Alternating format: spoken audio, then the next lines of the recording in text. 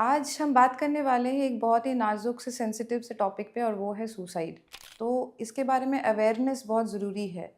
देखा गया है कि 2022 में इंडिया में 1,70,000 लोग ऑलमोस्ट हैड कमिटेड सुसाइड। उसमें से अधिकतर लोग जो थे वो 15 से 29 एज ग्रुप में थे, उससे कम थे 30 से 45 और उससे कम थे उसके ऊपर एज ग्रुप में। और जो सबसे ज़रूरी बात है वो है कि ये प्रिवेंटेबल है। ये बोलना गलत होगा कि 100% सुसाइड जो है प्रिवेंटेबल है।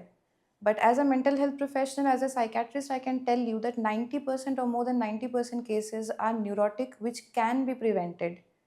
तो इसीलिए इसके बारे में जानना बहुत ज़रूरी हो जाता है कि किस किस कारण से एक आदमी खुद की जान लेने पे आ जाता है।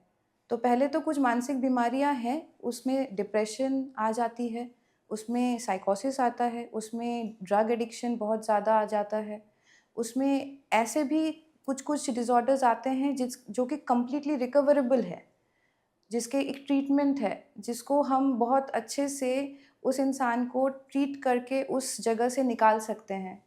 तो इसके जो सिम्पटम्स है वो बहुत ज़रूरी हो जाता है कि क्या क्या होता है डिप्रेशन, क्या होता है इसमें कि एक आदमी को लगे कि वो अपनी जान ले ले।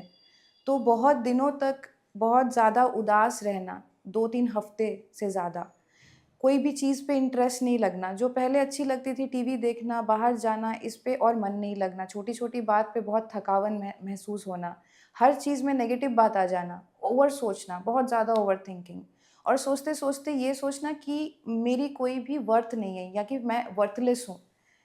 कॉन्फिडेंस बहुत नीचे आ जाना, फिर ऐसा लगना कि मैं दूसरे के ऊपर बर्डन हूँ। कभी-कभी ऐसा लगना कि बहुत गिल्ट रिडन फ़ील होते हैं, कुछ-कुछ ट्रॉमास भी होते हैं पास्ट में, जो एक इंसान की सोच बहुत कॉम्प्लिकेटेड कर देती है और उनके पास सोचने के लिए बस यही रहता है कि अगर मैं नहीं रहता तो शायद बेहतर होता। तो ये जब कॉन्टेम्प्लेशन शुरू हो जाता है दिमाग में, तो बहुत सारी बातें दिमाग में चलती रहती है।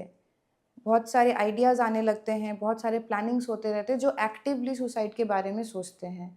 तो इन जैसे लोगों के साथ जब भी आप बात करेंगे तो ऐसे-ऐसे कॉमन चीज़ें वो बोलते रहते हैं, जैसे कि ज़िंदगी का कोई मतलब नहीं है, या फिर वो कुछ डेथ के बारे में रिसर्च कर रहे होंगे, या फिर वो ऐसे ही हँस के मुस्कुरा के बोल देंगे कि ब मैं रहूँ या ना रहूँ क्या फ़र्क पड़ता है। अपनी बहुत कीमती चीज़ें, पोज़ेशंस लोगों को बाँटते रहना और मम्मी-पापा को कभी-कभी ऐसे सॉरी बोल देना। तो ये सब सिम्पटम्स हमें देखना है, अगर किसी में ऐसी चीज़ें बहुत देर तक चल रही है, तो उनको हमें एक मेंटल हेल्थ प्रोफ़ेशन के पास लेके जाना है, उनका जाँच कराना है और उनके हेल्प करना है। हर ज़िंदगी इम्पॉर्टेंट है और हमें हर ज़िंदगी चाहिए कि वो अच्छे से अपना हेल्थ का ख़्याल रखे, अपने माइंड, बॉडी का बैलेंस कर पाए और बहुत अच्छे से जी पाए। तो जैसा कि मैंने बोला, 90% से ज़्यादा ऐसे केसेज़ आर कंप्लीटली रिकवरेबल। तो क्या-क्या कर सकते हैं? पहले तो अगर कोई ऐसा इंसान आपको मिले जो आपके आस-पास में है, आपके जानकारी में है और वो आपसे अपनी प्रॉब्लम शेयर किए, तो वो आप उनको कन्विंस कीजिए कि एक मेंटल हेल्थ प्रोफ़ेशनल से बात कर लो, ज़रा एक बार बात ही कर लो। कोई साइकियाट्रिस्ट से एक बार मिल लो बस। तो उनको सपोर्ट देके आप पहले तो उनको लेके आइए डॉक्टर के पास। डॉक्टर उनका स्क्रीनिंग करेंगे, उनका हिस्ट्री लेंगे और उनकी सिवियरिटी कि क्या है, एक्टिव सुसाइड है या फिर पैसिव सुसाइड है, कितना इंटेंस है और उनका जो तबीयत है, वो उनका जो अभी डिप्रेशन है या फिर जो भी उनका मेंटल प्रॉब्लम है, वो कितनी सिवियरिटी में है। इसके बाद अकॉर्डिंगली ट्रीटमेंट होती है।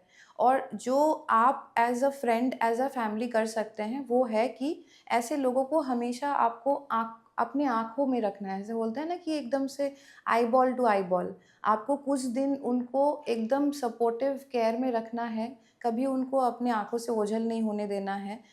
उनके घर में आस-पास कोई शार्प नाइफ़ हो, कोई शार्प इंस्ट्रूमेंट हो तो वो हटा लेना है। दवाइयाँ वग़ैरह ओवरडोज़ में पड़ी हो घर में तो वो सब हटा लेना है और उनको जो है एक फैमिली सपोर्ट और एक फ़िज़िशियन का सपोर्ट बहुत ज़रूरी है। तो continue with the treatment and the social and the family support.